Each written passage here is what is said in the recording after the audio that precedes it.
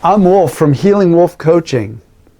The path through perfectionism is imperfection. So the path through perfectionism, let's say you're walking on a path, is to trip on purpose. Is to trip on purpose. So let's breathe in a smooth journey, and let's breathe out. Stumbling.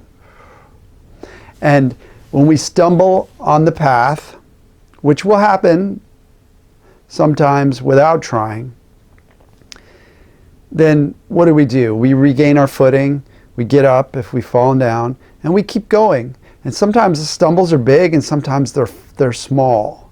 And the perfectionist mindset, which I believe originated in me in a childhood where I didn't feel safe, feeling like I had to do everything right or I was going to get kicked out of society, kicked out of the house, kicked out of the ability to eat, the ability to have shelter, all that stuff. So the perfectionism is little kid mind saying, oh wow, I got to do everything right or else I'm going to get evicted from what I need, or I'm going to not have what I need to survive.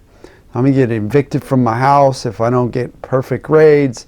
I'm going to get abused by a family member or even a church member or whoever. Like if you went to church school and they whack your knuckles or whatever, I've heard with the Catholics doing this. Whacking your knuckles if you don't do things just right, you'll be evicted from heaven. How horrible is that? You little sinner, right? I mean, this is the mindset. It's not a mindset that's helpful, but we have all these ideas in society. If we don't get perfect scores on our tests, then we're not going to pass the tests. We're not going to graduate, go to college, get a job, and be able to buy groceries, buy gasoline, buy the stuff we need to survive, buy medicine, all this. So perfectionism at its root is about a deep-rooted fear that if we don't do everything just right, that we're done. We're no longer going to be able to survive. So let's look at the path through that. How do we get through that? How do we teach unconscious mind that perfectionism isn't serving us?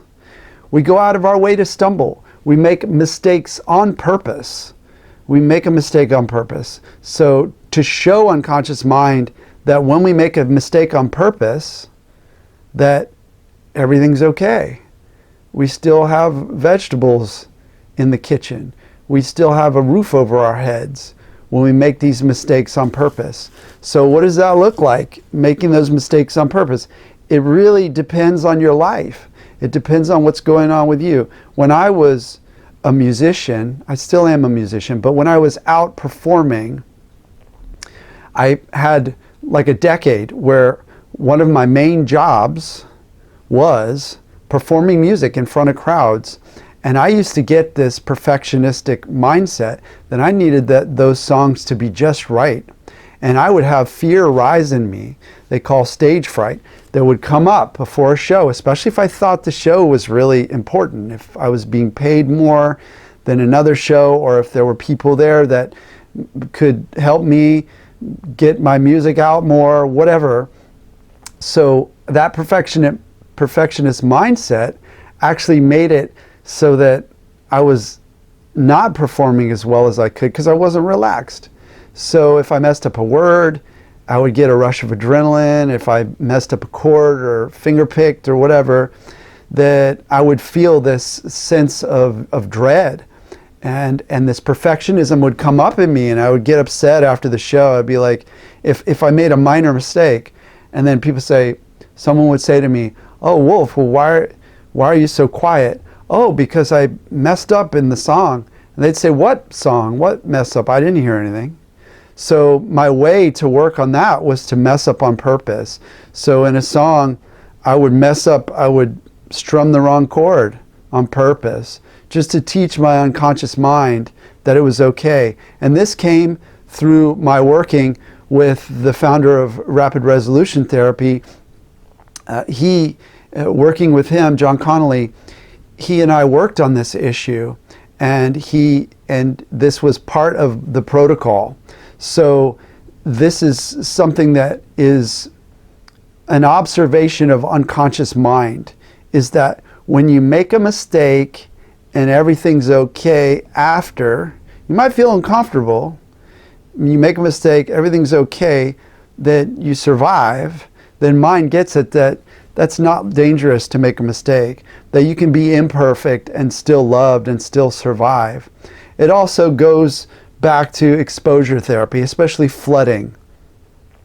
So you have this therapy called flooding, where if you're afraid of something, you immerse yourself in it. You do the biggest amount of that thing to show your mind that it's actually fine. So if you're terrified of bridges, you just go to a bridge and you go over the bridge and over the bridge and over, back and forth, and you lean into it. If you have a chronic pain or anxiety, same deal, panic, you go deep into it and you show your mind that you might be imperfect at having a calm nervous system. And perfectionism for someone with anxiety might look like never having anxiety. So if you get imperfect with it and you stumble and you have as much anxiety as you can, you try to have more anxiety, then you're better off. You're because your system, your unconscious mind on the deeper level gets it that you're alive, you're fine after. So my message today is that the journey through perfectionism means you go out of your way to be imperfect. And imperfection is a beautiful thing. It really is. It's the essence of life. It's something that makes life so vibrant. Imagine if everything was perfectly polished and put away, and there was no chaos, there was no seashells scattered on the beach, so to speak, that all the shells were perfectly in the ocean and the animals were all living and none of them had any kind of differences or strange formations. We wouldn't have this vibrant world without imperfection. And sometimes the imperfections then become the future of whatever it is. And that's a whole different topic, evolution. So we'll talk about that some other time. Thanks for listening. So if you're working on perfectionism, get imperfect, stumble on purpose, do some things. Go out of your way to misspell something if you're a writer, or screw up some punctuation, or mess up a chord if you're a musician. Whatever it is, make somebody look twice at you and say, man, that guy he did something a little weird. Get a little weird on your recovery. I'm here for you over at healingwolfcoaching.com. Head over there to set up a free consult with me, an assessment, where you tell me everything that's going on with you, and I'll tell you what I see is the best path to shift it and to move you forward.